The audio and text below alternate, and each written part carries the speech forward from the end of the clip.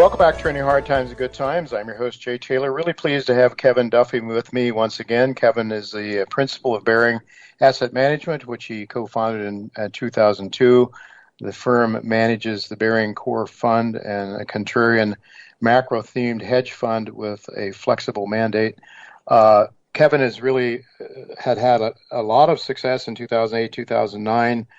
And then after that, found a little tough going, and he had to revise the way he invested. He was, I would say, Kevin was more of an ideologue at one point, and then he sort of realized that there's a way you can make money in good markets and bad markets.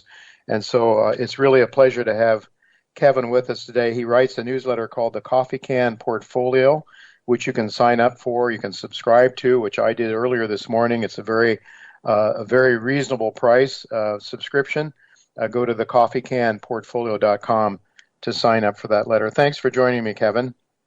Thanks for having me back on, and thanks for the vote of confidence in subscribing. Well, it wasn't as if I sold my house to do it, but it didn't require that. But anyway, I do enjoy what you're doing and how you revised your investment strategy. I think it's really actually for someone like me who's still more of a free market ideologue. It's good. What you have to say is very helpful to me. So I'm really happy to have you from my personal perspective as well. You talked about some of the main themes, the countervailing forces at play that you are looking at. You say, I'd like to sort of explore those with you, both negatives and positives. I thought maybe we start out with the negatives, some of the countervailing forces that you talk about first, and then when you get those out of the way, maybe we can go to the happier, positive themes. Okay. But one of you mentioned is chickens are coming home to roost. Yes.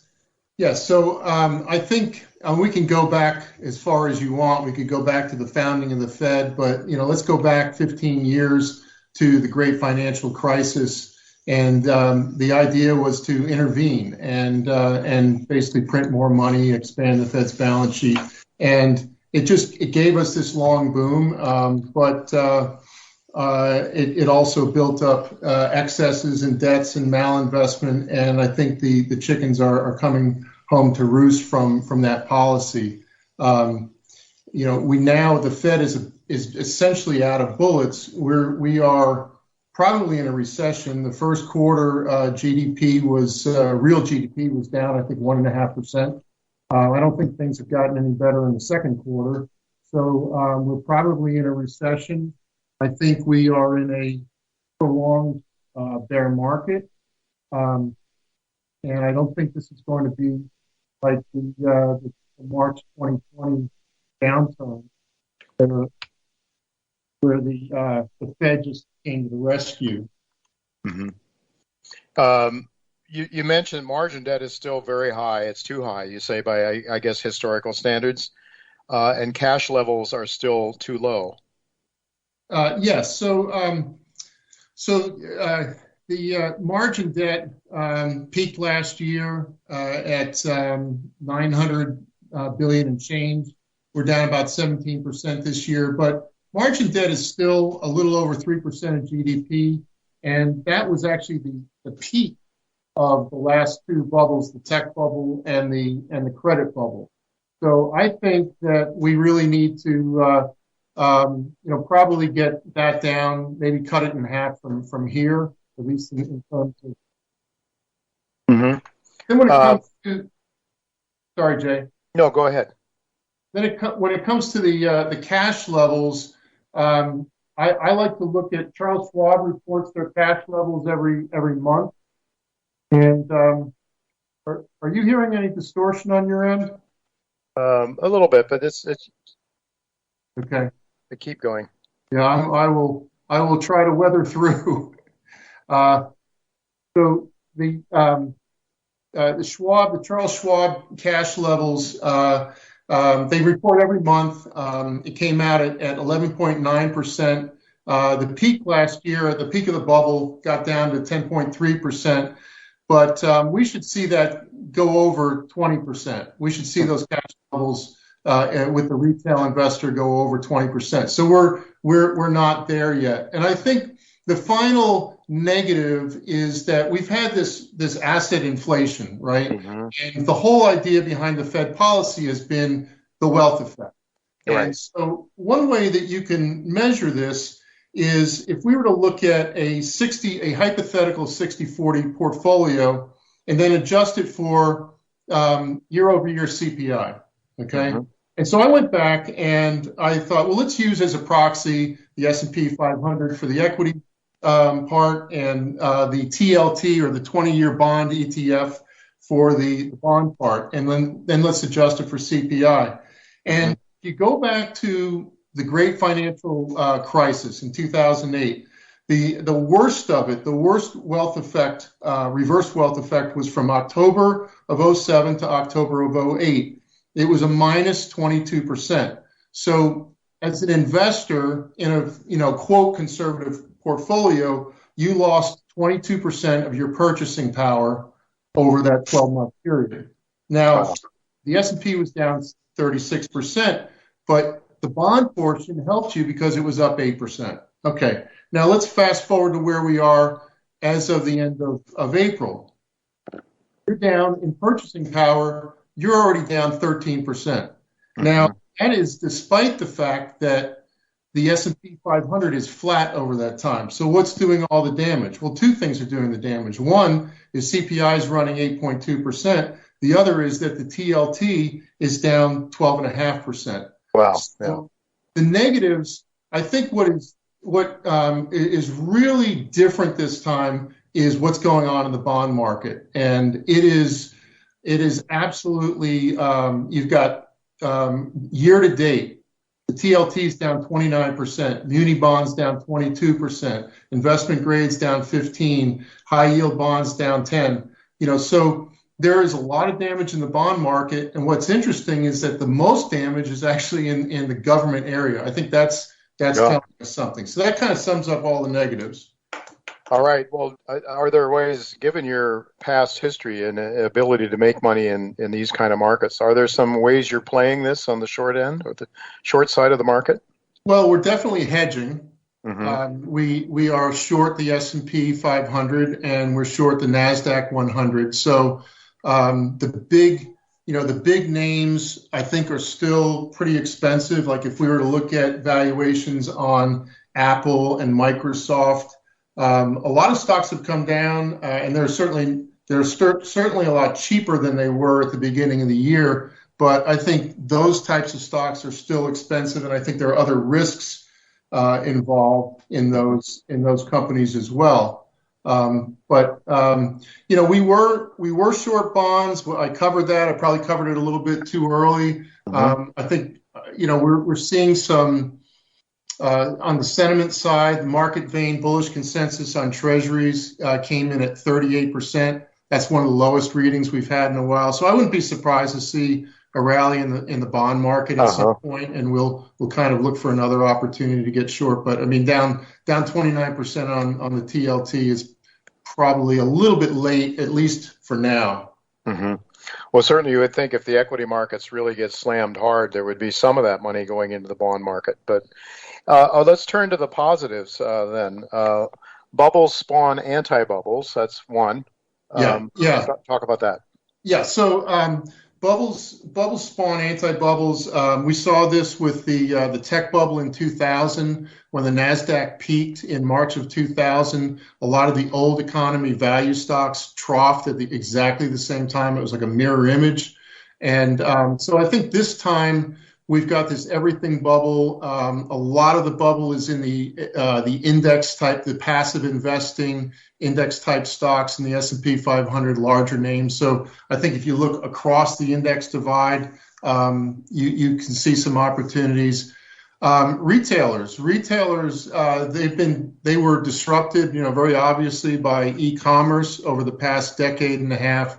That story is very well known. What's not as well known is the fact that these companies have been through a tremendous amount of adversity. They first the damage from Amazon. They survived that. Then they got hit with COVID and the lockdowns. They survived that. And so, okay, we're going into a really bad recession right now. But I think these companies, a lot of them are battle tested, and these stocks are ridiculously cheap. I mean, they're not felony cheap yet, but I would call them easily dirt cheap. Gold and gold stocks, that's another sort of anti-bubble. We've had a lot of inflation and they've really not participated.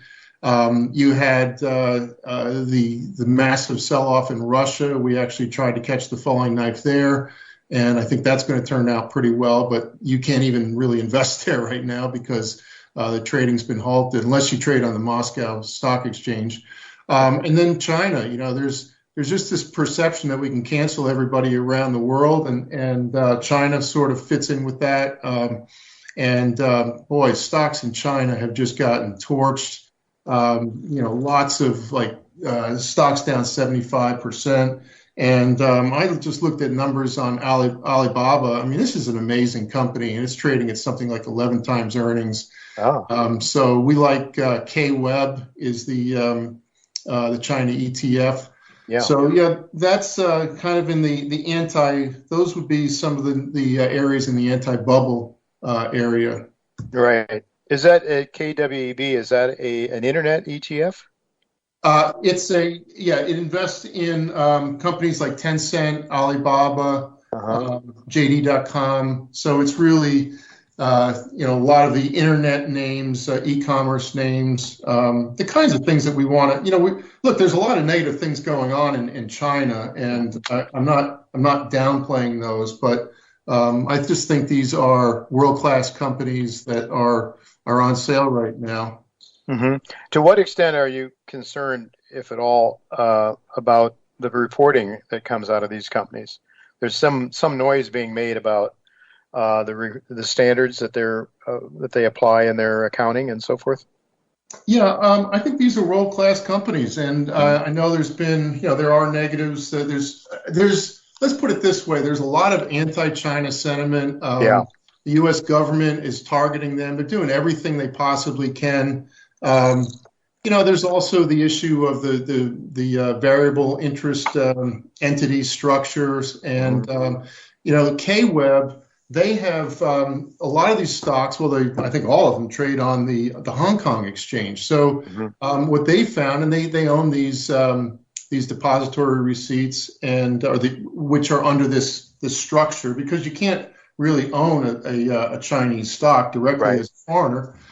And they were able to convert these into the Hong Kong shares, which are a little bit less liquid than the U.S. Depository shares, but there's so I think it's overblown. Let's just put it that way. I think, and I'm looking at the long view on this, and I have a feeling that neither country has in their interest mutually assured destruction. You mentioned another positive underinvestment in energy and commodities. Yes, and I think this has a lot to do with ESG. So I just believe that energy prices will stay higher for longer. We're not really adding to our positions. We've trimmed a little bit. I think we're going to get some demand destruction because of the recession. But I would use the recession and any weakness in those stocks to probably add the positions. And I just, we're not seeing, when you look at drilling activity in North America, oil and gas drilling activity, you're seeing some pickup, but you're not seeing anywhere near the pickup that you saw, let's say, in 2007, 2008, 2009. Growth stocks have been decimated. I guess maybe you might have touched on that. One of the themes that I like is the idea of location independence, remote work, the idea that the government is trying to cancel everybody. So, maybe you want to have some mobility. And so there are a lot of stocks that went just nuts in the pandemic, like Zoom. That I think Zoom got up to $470 a share. It's now under $100. The market cap, the cash is about 18% of market cap. Insiders, it's founder led. Insiders own 20%. So things like that. I know there's some competition there. So none of these things are a slam dunk, but there are a lot of interesting ideas that are down, 75, 80%. Airbnb is another one that I recently recommended, and they're turning the corner. The profitability, founder led. I really like. I think they get it. I think Brian Chesky gets it when it comes to this whole theme about location independence, and I think they're very well positioned and basically owner operated, really long term oriented, which is what we like, and it's reasonable. I'm not saying these stocks are cheap or dirt cheap like the retailers, but they're reasonable. And who knows, maybe they'll get cheap or cheaper, and we'll be able to buy more. I don't really know. Kevin, with only about a minute and a half left here, and there's so much more to ask you about, but you had some themes that we might discuss, and we just haven't gotten to them. But one that struck my fancy here: political correctness will increasingly corrupt corporate cultures, and consumer brands get woke, and go broke. And I'm having to wonder if you think Elon Musk might be seeing that as well with his interest in Twitter. Yeah, I don't know that I would say that Musk is the poster child for that. I think he is somewhat politically incorrect, and his position on Twitter, really took a position in terms of free speech. So, I'm going to step back on Musk for a little bit, but I'm thinking more of the Disneys and the Nikes and these Nike, ESPN at Disney, Nike, and I just think that. Microsoft, Google, these are companies that are really pushing this whole diversity and inclusion nonsense. Mm-hmm. And I think it's going to corrupt these cultures. And I just think it's a risk that investors are not really appreciating. And, when you've got these stocks like Microsoft at like 25 times earnings or whatever, and heading into a recession, then you've got this added risk. I wouldn't want to touch companies like that. And I think you're going to find them in terms of bigger companies. Another example would be McDonald's. I think trying to promote the narratives, whatever the official narratives are. So they do dumb things like they've got 800 stores in Russia, and they sell them at a fire. They're trying to sell them at a fire sale. So I think a lot of this stuff can be destructive, and I just don't want to be anywhere near it. All right, Kevin, we're going to have to leave it go at that. Thank you so much for being with us. We'll have to do it again sometime soon, but we are out of time.